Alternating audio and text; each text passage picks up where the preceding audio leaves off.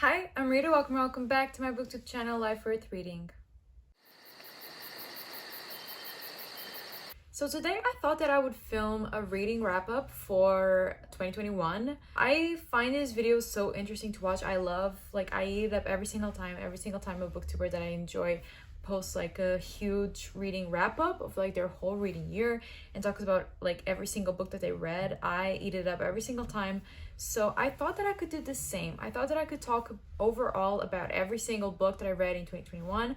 I'm gonna talk as shortly as I can about each one because overall I read 45 books and I reread one. So overall I have 46 books to talk about, which is a lot for someone that talks as much as me in my videos. So I'm going to go through them as quickly as I can. I'm going to talk about them like in a sentence or two, the rating that I gave each one, and that's about it. So without further ado, so this video won't be too long, I'm going to get started. Like I said, I read 46 books in 2021. It was kind of a rough reading year for me. Like in the first half, I did a lot better than I had done in 2020. But overall, because I stopped reading for a few months, I ended up reading pretty much the same books. I think that in 2020 I read 48, and so yeah, in 2021 I read 46. And to start, I thought that I would give you just 2 or 3 stats that I got from Goodreads. I'm going to leave my Goodreads down below in the description so you can add me as a friend or follow me. I love that. So if you want to do that, I'm going to leave the link in the description down below. The average book length that I read in 2021 was 348 pages, which actually for like an average of books means that most of the books I read were either more than 350 pages or around that. So I think that's a pretty good average. And my average rating was a 3.7. So not the worst, but not the best reading year that I've had. Like looking back on it, I didn't really have a lot of new favorites. That's actually why I haven't done like a separate best books of 2021 video. I have my worst books of 2021 up already, but I'm struggling a little bit if I should do a best books of 2021 because I didn't have a lot of new favorites. But yeah. The shortest book that I read was Set by Alexandria House. This was 112 pages. It's honestly like just a smut book, so that's why it's so short. It's like a novella. And then the longest book that I read was Legend Born by Tracy Dion, which was 501 pages.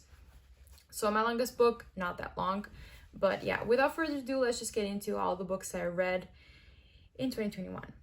So the first book that I read was The Memory Police by Yoko Ogawa. I read that in January and I gave it 4 stars. It's a speculative fiction. I really enjoyed it. A lot of people don't like the open ending, but I really liked it. It was a haunting read and I definitely recommend it. Then I read The Hating Game by Sally Thorne. This is a very popular romance book and I gave it 3 stars. I thought it was just okay. I know it's Noel Gallagher's like all-time favorite romance book. It didn't do much for me. Middle of the road, 3 stars. Then I read A Torch Against the Night by Sabaa Tahir. It's in my worst books of 2021. I was generous here and I gave it 3.5 stars. It's not. It's like a 1.5, if that. Then I read Percy Jackson and the Lightning Teeth by Rick Riordan. This was my first ever Percy Jackson book. I really enjoyed it. I gave it 4 stars, not that memorable, and I haven't continued on with the series, but it was pretty good. Then I read The Deep by River Solomons. I listened to this on audiobook, and it was absolutely fantastic. I gave it 4 stars. I think that it suffered from being kind of a novella. It's not very long, so I think it suffered from lack of development, but what I read, I've thoroughly enjoyed, and I still need to read more River Solomons because they are a great author. Next up, we have Legend Born by Tracy Dion. I gave it 4 stars. I think I was being a bit generous with that rating because it was a lot of people's favorite book this year, or like one of their favorite books ever. It's actually the highest rated book that I read this year, like on Goodreads. And so I think I was a little bit generous with this. It's more of a 3.5 stars for me personally, like looking back on it. I didn't absolutely love it. I thought it was very confusing sometimes. But I thought maybe I'm just dumb. And also it's like a Arthurian legend, which I don't know anything about, like King Arthur and the Knights of the Round Table. I don't know anything about that. And I thought it was a bit confusing. But I'm excited for the sequel. So yeah. Then I read Such a Fun Age by Kylie Reid. This was also kind of a disappointing read for me.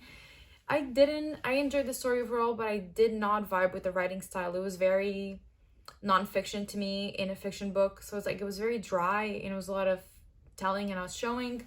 So it was a star read. I really enjoyed the concept, but the writing, it didn't do much. Then I read Graceling by Kristen Kishore, I think. And I wrote here that I gave that book 3.5 stars. I remember enjoying it. I don't remember anything about it. So not a memorable YA fantasy at all, but apparently I really enjoyed it when I read it. So 3.5 stars for that. Then I read Dark Clover by J.R. Ward, also in my worst books of 2021. It was bad, 1 star, it sucked. Then I read Misery by Stephen King. A lot of people have issues with this book. It was actually my first ever Stephen King, and I haven't read anything from him since. But I thoroughly enjoyed it. I really liked the writing style. It was very thrilling, like it was a thriller. Like I was at the edge of my seat all the time. So I gave it 4 stars, but I understand the people that don't enjoy it. And the use of the N-word was just unnecessary, but I really enjoyed it, so 4 stars. Then we have The Weight of Our Sky by Hannah Halkoff. This was a Malaysian-inspired, like, historical fiction book. It's a YA, but oh my god, it was heartbreaking. It was haunting. It was amazing. It was beautiful. You should definitely read it. 4 stars. It was one of the most memorable books I read this year, and it was so great. Then I read The Troop by Nick Cutter. Also very memorable. The visuals were insane. The writing was pretty good as well. I got attached to some of the characters, but like overall, it was like a 3-star horror book for me. It didn't do much. It didn't do much for me. And some of the animal abuse is just a bit too much personally. But I know that a lot of other people enjoyed this book a lot, and I definitely get it. But yeah, for me, it was like a 3.5 star read at best. Then I read Take a Hint, Annie Brown by Talia Hibbert. It was amazing, 5 stars. Friends with Benefits to Lovers, excellency, and Talia Hibbert can do no wrong in my eyes, so 5 stars to that. Then I read Girl, Girl, Girl by Kenny Hunt. I give this book 5 stars. It was a nonfiction about what it means to be a Black woman in London. Kenny Hunt has a really enthralling writing style that I thoroughly enjoyed, like listening to it on audiobook on SCRIBD, and it was not as memorable as I would have wanted. Maybe my memory just sucks, but I don't actually remember a lot of this book. But what I do remember, I really enjoyed. So I think that at the time I gave it 4.5 or 5 stars. Then I read Starfish by Akemi Dawn Bowman. And this was a book that really surprised me because it's a YA contemporary, which I really do not vibe with at all. But I read this in 1 day. Like I was enthralled by it. Like I was deeply in it, and I really enjoyed it. The writing style was amazing. The characters were really, like, is cute a word that I should use? I don't know, but I really enjoyed the characters. There were some cringe moments as in any YA contemporary, but overall one of the best YA contemporaries I've ever read, and I gave it 4 stars. I really enjoyed it, and it was a big surprise for me, so points to that. Then I read Shadow and Bone by Leigh Bardugo, 3 stars. We all know what's up. It's not a great series, but yeah. Then I read Set by Alexandra House. I gave it 4 stars. A good smutty novella to keep you going. Then I read The Only Good Indians by Stephen Graham Jones. I already read this with Kitty, one of my friends here on BookTube. And for me, it didn't do it. Like, Kitty enjoyed it way more than I did. I gave it 3 stars because I think that the start was so promising, but it just dragged a lot. And the ending was just like, I was just reading, I was like, what's happening? But not like a good what's happening. I was just like, this is so confusing. Why did this book go in this direction when it had so many others to go into? Not sure. But yeah, 3 stars. I still want to read some other books by Stephen Graham Jones, but this one, unfortunately, not for me. Then I read The Mothers by Britt Bennett. I also read this book in a single day. Like, I binge read this. It was so entertaining. It's not as good as The Vanishing Half, like not even as good. But I think it was her debut, and it's amazing. This is a very, like, character heavy book, so if you don't like the characters, you won't enjoy the book because that's all there is. But I just enjoyed the drama, and I really love Britt Bennett's writing, so it just ended up really working for me, and I gave it 4 stars. Then we have Honey Girl by Morgan Rogers. I know a lot of people said this was kind of a miss, but I really enjoyed this book. It's a sapphic romance contemporary book, and I really enjoyed it. I listened to it, and the audiobook narrator had the sweetest voice. She had the sweetest voice. and it just made the listening experience so fun and enjoyable. I really, really love this book, and I gave it 4 stars. I don't know if I said that already, but yeah, I really, really enjoyed it, and I can't wait to see what Morgan Rogers does next. Next up, we have Black Sun by Rebecca Roanhart. This book really surprised me because this is an adult fantasy set in pre-Columbian America, and oh my god, it was so intense. Like I'm not used to adult fantasies at all, so this was like a really big change for me, but I thoroughly enjoyed this book. Like Jayla from Love Loves Lit, by the way, she just got to 1K subscribers, so congratulations to her. And she read this book, she was obsessed with it, and I was just like, I have to read it because I trust Jayla with all my heart. And she was absolutely right. This book was so good. Like 4 stars. I didn't give it 5 because me and adult fantasy are not the greatest friends, and so there were a few parts that were a little bit too confusing and a little bit too like deep in terms of world building for me personally, and some of the POVs were not the best, but overall Ziala and Serapio supremacy, and I can't wait for book 2. So yeah, 4 stars. Then we have Season Storm by Leigh Bardugo, also in my worst disappointing books of the year, 2 stars. It was boring as hell. Then we had Milkman by Anna Burns, which was a book that was a very, very confusing listening experience to me. I owned the physical copy, but I had to listen to the audiobook while reading because that shit made no sense at all. It had one of the most confusing writing styles I've ever read in my life. And overall, like when I got into it, it was pretty good, but I don't particularly recommend it, and I think it's a very, very hard book to read, so I gave it 3 stars. Then we have Butter Honey Pig Bread by Francesca Ekwuasi. This was my favorite book of 2021. I'm looking at the copy right there. I just got the physical copy because I want to give away, and I'm so excited about it. It was my favorite book of 2021. I'm reading it either this month or the next month, and I am just chef's kiss to this book. It's a book, if you take any book away from this list, read this one. It's amazing. It's a queer literary fiction set in Lagos. The writing style is beautiful, and what else do you want from me? It's a great read. I gave it 5 stars. I would give it 10 if I could. Then I read This Violent Delights by Chloe Gong. It was the most beautiful book that I acquired this year. I have the beautiful, beautiful hardback on my shelf, and it was a bit disappointing. I'm not gonna lie. It was a 3.5 star read for me. I didn't particularly love it. The mystery was fine, but I think that the characters sometimes were a little bit annoying because this is supposed to be a YA, so like they're like 16 and they act like they're 30, and sometimes that got a little bit annoying. But overall, I really enjoyed it, and I'm very excited for like the sequel because it's a duology, so I'm really excited for the finale, Our Violent Ends. I think that Miss Gong will really pull it together for the finale, and I am hoping that I'll give it 5 stars. Then I read Ruining Rising by Leigh Bardugo, the finale to the Shadow and Bone trilogy. Honestly, pretty fucking good. Let's just say it. For a trilogy that's a bit trash, this finale really pulled it together, and I gave it 4 stars. It was a pretty good end to the series if you ask me. Not the most memorable series, if I remember what happened. Not really. But it was pretty good.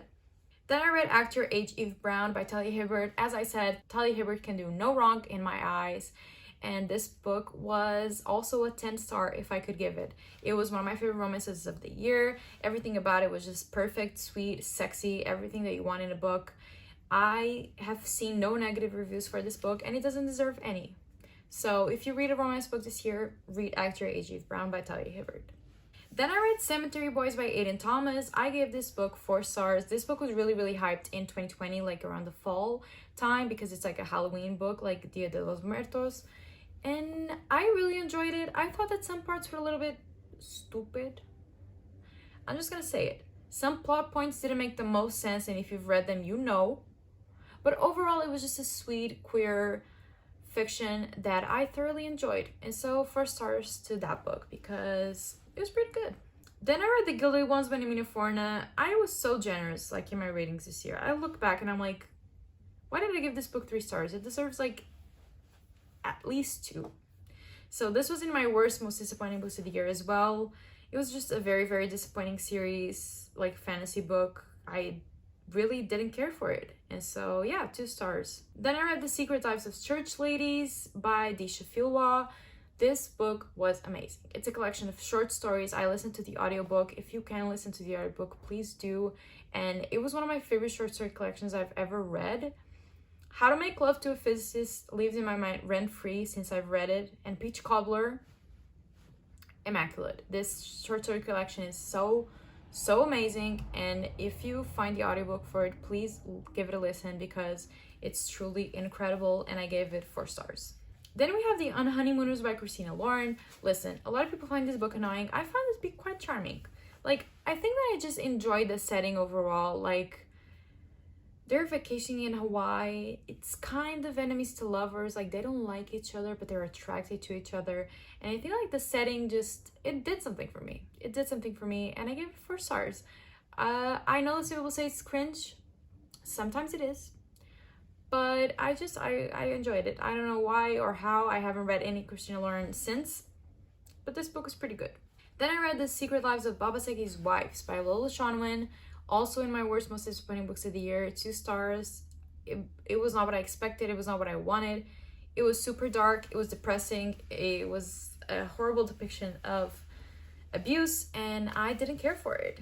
Then we have Learn My Lesson by Katie Roberts, also in my worst books of the year. Like, why? I didn't have a great reading month in May.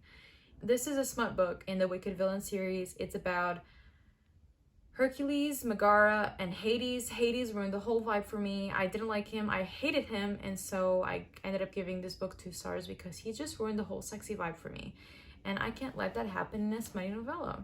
Then I read The Hollow Places by T. King Fixture, also in my worst books of the year. God damn it. This was a very disappointing like horror book. It wasn't scary, nothing happened, and I gave it 2 stars. Then I read The Raven Boys by Maggie Stiefvater. I gave the first book 4 stars, but honestly, I read this book in May. Yeah. I have a whole 24-hour reading vlog where I read the start of the series, and I really enjoyed this book, but I remember, when I tell you I remember nothing about it, no plot, just vibes, honestly. I couldn't tell you a single thing that happened in this book. I just remember how much I love it. So 4 stars, but I really just don't remember a single thing. Then immediately after, I read the sequel, which was The Dream Thieves. I didn't like this one. I give it 2 stars. I also don't remember shit, but I just remember the feeling of not liking. So still no plot, just vibes, but here, bad vibes, 2 stars. Then I read A Dowry of Blood by S.T. Gibson, and holy shit, this is also one of my favorite books of the year. I gave it 5 stars. It was exactly what I wanted it. Like, exactly. This is polyamorous book involving vampires, so like it expands through like centuries, and it was the perfect mixture of beautiful prose, historical settings, and the romance, the action, the murders. I hate that expression, but it gave everything that it needed to give. Like, it just did. Like, it delivered on every single aspect, 5 stars, and I still need a physical copy for myself because I really need to reread that book. All right, so don't you worry, we are in the final books. After that, I read Sweet Bean Paste by Durian Sakagawa, and it was an okay read. I think it was a bit disappointing. I gave it 3.5 stars. It taught me a lot that I didn't know about a particular moment in Japan's history, but other than that, the writing style and the actual plot were a bit meh, so it really didn't do much for me. And also, if you can hear someone cutting grass, someone's cutting grass, so I'm sorry about that. Next up, in June, I read Blue Lily Lily Blue, which is the 3rd book in the Raven Boys, like the Raven Cycle series, and I really enjoyed this one. I gave it 3 stars, so I didn't enjoy it much. I still remember nothing about it. Does anyone remember a single thing that happened in the Raven Cycle? Like, for me, it's just vibes. Like, I can't remember a single plot point. But yeah, I'm still looking forward to finishing the series. I don't know how I'm going to read the 4th book if I remember absolutely nothing from the first 3. But we'll cross that bridge when we get to it. Next up, I read Queenie. This was by Candace Carter-Williams. I really enjoyed this book. I gave it 4 stars. The drama, the writing style, the contemporary aspects, like the personal, relatable aspects that Queenie goes through in this book I was really here for it. She's one of those main characters that makes bad decisions, but you just end up connecting with her so much. You're like, we support your wrongs. Then I read People Meet on Vacation by Emily Henry. Listen, I wish that I didn't love this, but I did. 5 stars. Maybe my favorite romance of the year. But like, then we have actor A.G. Brown. I'm not sure, but it was really fucking good. I ate it up. I'm so sorry to everyone that didn't really like this book, but I really liked it. Then I read only one book in August, and that was Ace of Spades by Farida Abike Amide. Disappointing. 3 stars. You didn't hear it from me. Then I read a Portuguese translation, and I read Amiga Genial. This is my brilliant friend. I'm just gonna say in Portuguese, like, the other day someone dragged me politely for saying the author's name in the most Portuguese way ever because the author is Italian, and I've been scared to say her name since, but I'm just gonna say it. In my basic language, it's Helena Ferrante, but God, I just know that that's so wrong. And please, if the person that dragged me is watching this, I am so sorry. Yeah, I'm just sorry. And then after that, I read the worst book of the year. I read The Maidens by Alex Michaelides. No words, it's a flop. I hated it. 0 stars. And the final book that I read this year, oh shit, I actually forgot to mention one. Okay, I forgot to mention my reread, but we'll get to that after. So the last new book that I read this year was You Can't Be Serious by Kal Penn, which is a memoir by the actor, and I really, really love Kal Penn, and I loved hearing about his experiences in Hollywood and growing up as an Indian American. No, he's not Indian American. I mean, he's just Indian, but he was born in America. So I guess that makes him Indian American, but he's 100% Indian. You get it. And I loved hearing about his experiences. The audiobook is narrated by him, and I love like listening to him talking about like all the stuff that happened in his life. 4 stars. If you like the actor, I think that you should really listen to this memoir. And then my reread, I read A Southern Book Club's Guide to Slaying Vampires by Grady Hendrix. 5 stars. I really, really loved that horror book, and it was one of my favorites that I've ever read. And I ended up rereading this year because I felt like it. Okay, I hope that I did a good job at summarizing my feelings for every single book that I read in 2021. I hope that this video is not obscenely long. If you enjoyed any books that I mentioned, if you hated any of the single books that I mentioned, let me know. And do I have anything else to say? I don't think that I do. Yeah, I think that this is officially like the first video that I might be publishing in 2022, maybe. So if you're watching this and it's the first video of mine that you're watching in 2022, Happy New Year to you. I hope that you enjoyed this video. If you did, give it a thumbs up and subscribe to my channel for more bookish content, and I'll see you in my next video. I hope you have a nice day, and always remember that life is worth reading.